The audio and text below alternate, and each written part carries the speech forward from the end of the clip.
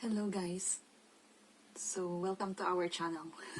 It's a quick vlog lang guys, and this is for a soon examiner of possible Goethe Institute like me before for your A1, and I just want to share some tips how I pass my A1 before in Goethe Institute. This is about the for Huren, okay? So, That's fine, you're not nanonood kasi ako ngayon guys ng Flow sa YouTube din guys. Kaya ako napasa yung aking German A1. So this time naman, dahil alam niyo nag-aaral ako sa VHS, and now we're having an A2 Übungsprüfung for A2 in VHS. And we're gonna do it next week. So I'm thinking what or how is the flow. Yun lagi yung aking iniisip. Every time soon na mag-exam ako, ano yung flow? Paano? Or ano yung lalabas sa exam? So nanonood ako ng flow.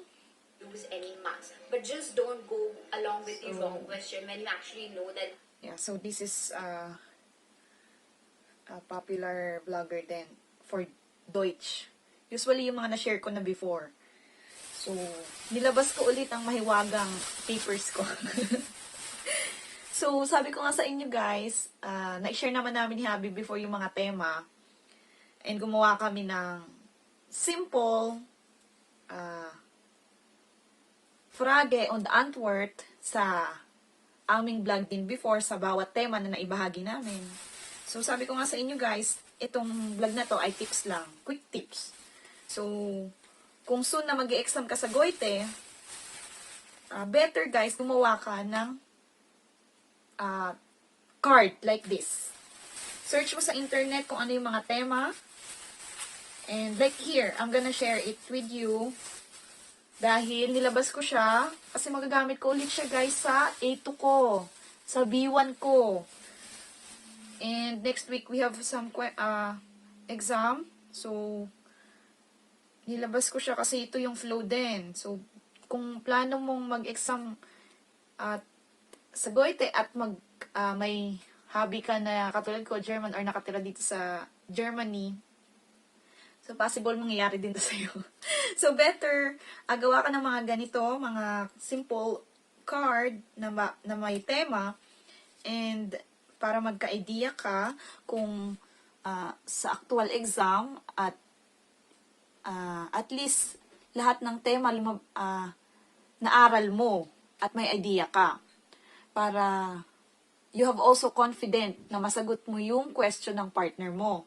And you have idea para hindi tayo clueless sa actual exam na, ay, hindi ko naaral tong tema na to, ano to, paano ko sasagutin. So, better, kung ikaw ay mag-e-exam, gawa ka ng mga ganito.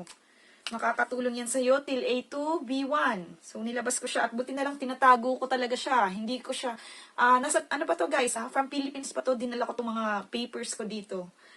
Dahil, I believe, one day mangyayari at baka kakailanganin ko. So, itong na nga, mag-e-exam kami next week for A2. At, ano lang naman siya, UBEN or practice exam para sa actual B1. Pero next year pa rin naman yung exam namin. Yun nga lang, talagang nagpo-provide si VHS o yung library namin ng exam para may idea kami pag actual exam na sa B1. So, nasa A2 pa lang kami and nalaman ko yung flow. So, ang flow is same, mga tema talaga. And good thing, hindi ko to iniwan sa Philippines. At least may idea tayo. So, ayan, Freizeit. Ano ba yung mga tema ko? Freizeit, family, einkaufen, Stad, Wohnen, Beruf, Essen und Trinken, ano pa, Sport,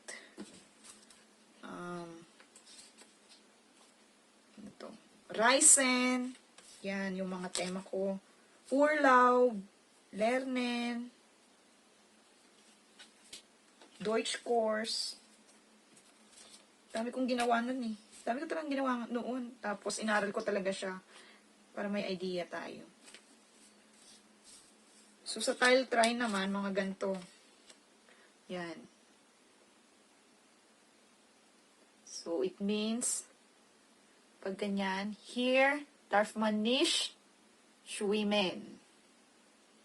Maybe it was in the swimming pool. Yeah.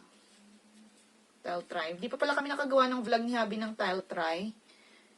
Para sa sample. Next time gawa kami ng tile try on German A1 exam. So, yan. Zum Beispiel, this one.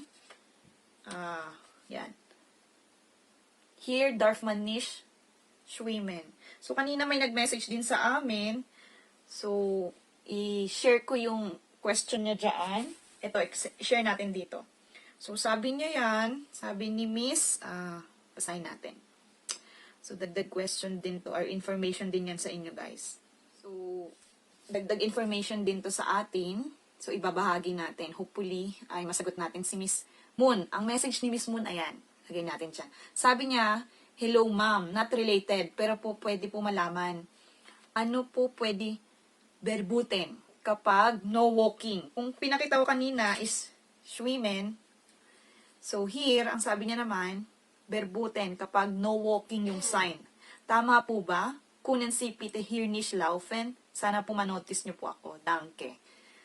So, this answer na kunnen Sie bitte hier nicht laufen, sa Goethe, may points na yan. Kapag Goethe ka ha, lalo na kapag nauna yung kaba, and yun ang sabi ng iyong utak habang on the actual exam. May points na yan, guys. Pero, ang better answer dyan for me is, like what I said a while ago, here, darf man nicht laufen. So, yan ang better na answer. Lalo na kung may signboard na no walking, here, darf man nicht laufen. Yan ang magandang sagot. So, in English, here, you are not allowed to walk. So, yan. Ang ating sagot kay Miss Moon.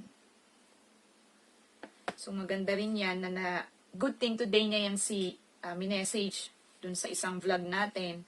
And good thing ay connected sa ating topic today. So, yan. Kaya, better guys, nagawa kayo ng mga ganito. Makakatulong yan sa inyo to less yung kaba na nararamdaman natin. And at least, may panangga ka. May idea ka sa bawat topic, di ba? Or tema. So, yan, ang dami kong sa tile dry, ang dami kong photos. Kasi yan yung tile dry.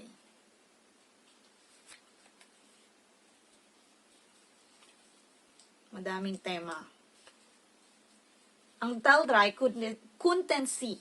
O yan. Couldn't see mir bitte. Eine Bleistift kaufen. Oder eine Kugelschreiber leihen. Mga ganon. Ano pa?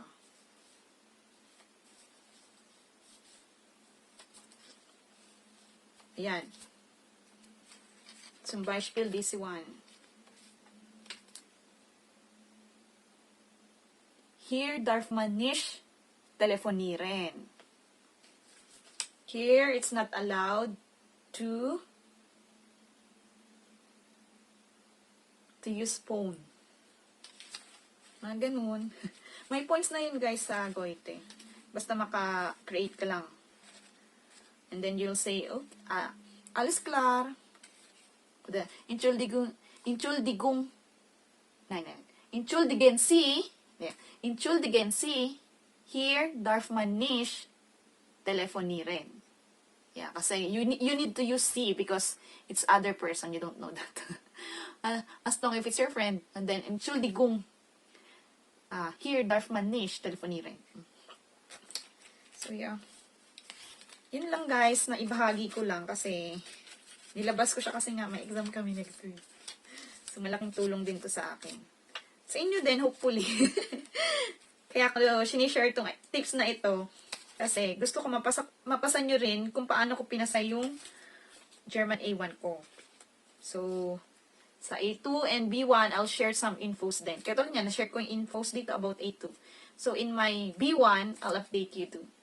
Pero we will make tell dry, meet my man, in Anderetag. In other day, we're gonna make tell dry topics or tema. Medyo busy pa kasi ako sa school. Sobrang Monday to Friday ang pasok namin, guys. So, Saturday, Sunday lang pahinga ko.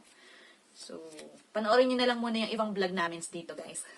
Malaking tulong din sa amin yan. Kaya, support na lang din. So, yun lang, guys. And good luck. Feel look on Dine exam. Dine pupong. So, fight lang, laban lang sa ating Deutsch. Mapapasa din natin yan. And of course, samahan niyo ng prayer. 'Di ba? Samahan niyo ng prayer na bigyan kayo ng wisdom ni Lord and confidence and ideas on your exam soon. So, God bless on us and